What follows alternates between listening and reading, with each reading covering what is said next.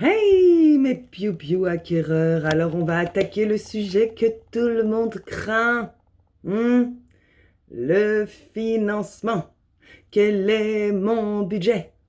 Alors voilà, oui, tout le monde le craint, parce que c'est le seul critère qu'on va pas pouvoir changer, sauf si on gagne à l'euro million ou si on fait un héritage ou si tout d'un coup notre salaire est doublé, c'est-à-dire dans des cas extrêmement rares. Ok? Donc le budget, comme je vous le disais, c'est le seul critère qui ne pourra pas être modifié dans votre liste de critères de recherche qu'on va établir ensuite. Mais on va commencer par le b.a.-ba, votre financement. Donc aujourd'hui, les piou-piou de l'achat immobilier que je rencontre, 9 sur 10 ne se sont pas posé la question. Ils ont fait des suppositions. Je pense que je peux emprunter, allez, à peu près 180 000 euros, 220 000 euros, 400 000 euros, en fonction des profils. Ok, vous ne l'avez pas vérifié. Vous partez en croisade de recherche de votre bien idéal pour votre résidence principale avec un montant en tête que vous n'avez pas validé fermement. Mais quelle idée! Mais quelle drôle d'idée! Parce que tout le temps que vous allez passer à visiter des biens par rapport au bien de vos rêves, vous n'avez pas vérifié si le bien de vos rêves était en adéquation avec votre budget. Alors je comprends qu'on n'ait pas envie de le faire. Ou alors vous l'avez demandé à votre banque, vous avez dit si, j'ai vu mon banquier. Alors souvent ce que je fais, c'est que j'explique, ah oui, vous avez vu votre banquier. Comment vous savez, comment vous êtes sûr que ce que votre banquier a dit, c'est le bon montant? Alors les trois quarts de mes piou-piou me disent, c'est mon banquier, il m'a dit. Je dis, attends, on va refaire le rendez-vous pour définir votre budget. Vous êtes d'accord? Je vais faire le banquier. Bonjour, monsieur et madame X, bonjour, installez-vous. Donc, vous venez pour un projet d'acquisition, d'accord, très bien. Alors, mais quelle bonne idée, oui, nous prêtons, effectivement. Alors, j'ai pas encore regardé votre dossier, mais voilà, on va regarder globalement. Donc, on est bien d'accord, les revenus de monsieur et madame. Monsieur est en CDI, il a passé 3 ans de période d'essai. Madame est infirmière libérale. Est-ce que vous avez les 3 bilans? Oui, vous avez les 3 bilans, d'accord, ok. Ok, bon, c'est embêtant dans votre dossier parce que vous n'avez pas de CDI, mais vu que madame a 3 ans de bilan, ça devrait passer, oui, ça devrait passer. Très bien, très bien. Ok, alors il rentre dans son petit simulateur, il rentre vos revenus, il vous dit, d'après ce que je vois, vous avez un taux d'endettement à autant, vous confirmez, on est bien là-dessus, vous n'avez pas d'autres crédits, non, il n'y a pas d'autres crédits. D'accord, vous n'avez pas eu d'incident bancaire, non, on n'a pas eu d'incident bancaire. Nous, ce qu'on veut, vite, nous, piou-piou, acquéreurs, on veut un budget. Le banquier va nous donner un budget. Super, il a fait une petite simulation. Donc, normalement, il aurait dû donc calculer votre taux d'endettement et vous demander tous les crédits que vous aviez et tout vérifier. Il aurait dû donc voir votre reste à vivre. Ok, le nombre d'enfants que vous avez à charge, quel âge ils ont, du coup quand est-ce qu'ils vont partir aux études, combien ça va coûter tout ça, vos véhicules, quel âge ils ont, est-ce que vous êtes obligé de vous déplacer en voiture, est-ce que vous avez des crédits sur vos véhicules, est-ce qu'ils ont des soucis ces véhicules, est-ce qu'il y a beaucoup d'entretien à faire, etc. Voilà votre situation professionnelle, il ne vous a pas trop posé de questions, comment ça se passe avec votre directeur. Madame l'infirmière libérale, on ne lui a peut-être pas trop demandé si elle comptait s'associer. Enfin, on ne lui a pas posé trop de questions, on est parti sur du déclaratif. Voilà. On n'a pas donc votre historique bancaire et on n'a pas nécessairement les garanties que vous pouvez apporter s'il faut une caution solitaire, si vous allez faire une hypothèque, si une caution bancaire. Et est-ce que la cohérence de votre projet, il ne l'aura pas étudié? Pourquoi? Parce que c'est un banquier classique, c'est un généraliste. Il est là pour gérer vos comptes, il est là pour éventuellement faire des demandes de prêt pour vous, consommation automobile, immobilier. Mais il n'est pas en commission de prêt immobilier.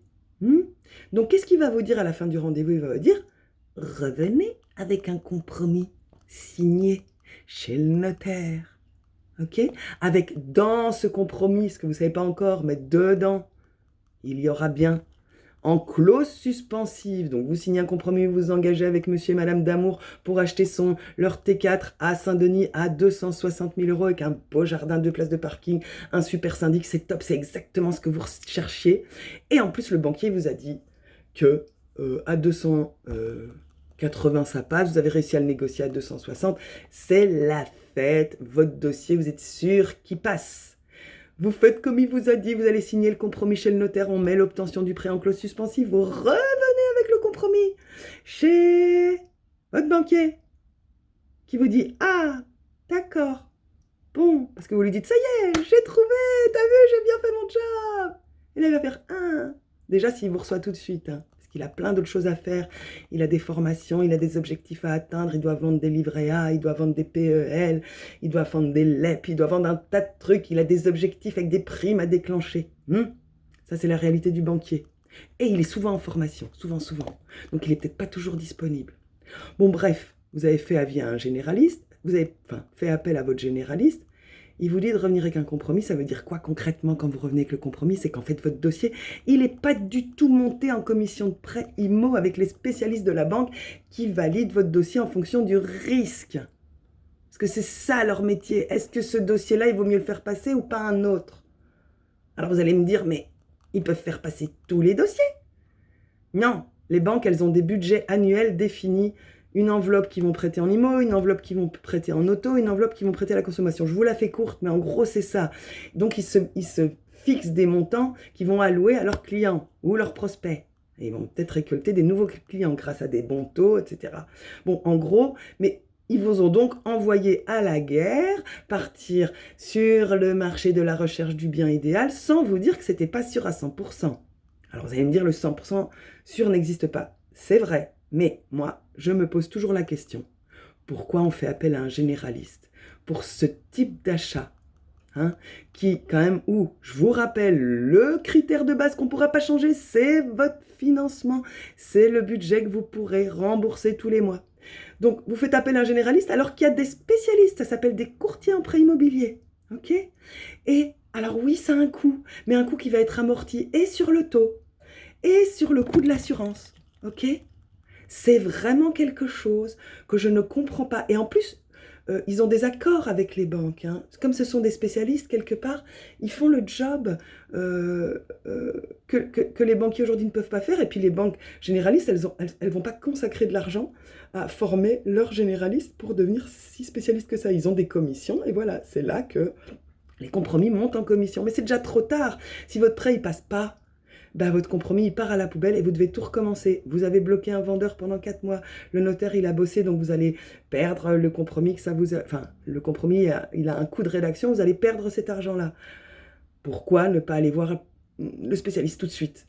C'est ça, le truc. Donc, de nouveau, moi, c'est très rare, et je peux vous dire que j'ai travaillé avec énormément d'agents commerciaux, et tous les compromis qu'on allait signer, on avait validé avec un courtier. Pareil, je ne citerai pas le nom du courtier, mais il y a une enseigne à La Réunion, ils se reconnaîtront, avec lesquels nous avons énormément travaillé. Parce qu'effectivement, quand je leur déposais un dossier, j'étais sûre qu'il allait au bout. Le compromis, il n'allait pas à la poubelle. Est-ce que c'est pas ça l'intérêt? C'est que tout le monde fasse son job pour que tout le monde atteigne l'objectif commun, c'est finaliser cette vente et donc débloquer les fonds. C'est bien le seul moyen pour authentifier la vente, l'achat de votre bien. C'est le déblocage des fonds qui auront lieu avant la signature de l'acte authentique chez le notaire. Donc du coup, voilà, moi je vous dis, votre financement, vous le faites valider par un spécialiste. Et de nouveau, vous allez trouver le spécialiste comme pour le notaire, le spécialiste avec qui vous vous sentez en confiance, avec qui vous êtes à l'aise et avec qui vous osez poser toutes les questions. Et vous allez également lui demander combien de dossiers sont partis à la poubelle l'année dernière de tous les dossiers qu'il a présentés en banque. Ça, c'est quelque chose de très intéressant à demander. Est-ce qu'on a affaire à un gars qui pose des dossiers pour poser des dossiers, pour faire du volume, et sur le volume, il espère avoir 10 ou 15% qui passent, ou est-ce qu'on a affaire à un vrai professionnel qui, quand il dépose un dossier auprès de 3 organismes bancaires qu'il aura sélectionnés pour vous en amont, est-ce que quand il dépose son dossier, c'est pour qu'il aille au bout? Donc moi, j'aime bien demander ça. Ok, t'as eu combien de déchets l'année dernière sur tous tes dossiers? Posez la question, voyez comment il réagit. Mais vous avez le droit de poser la question. Voilà. Allez, tchuss!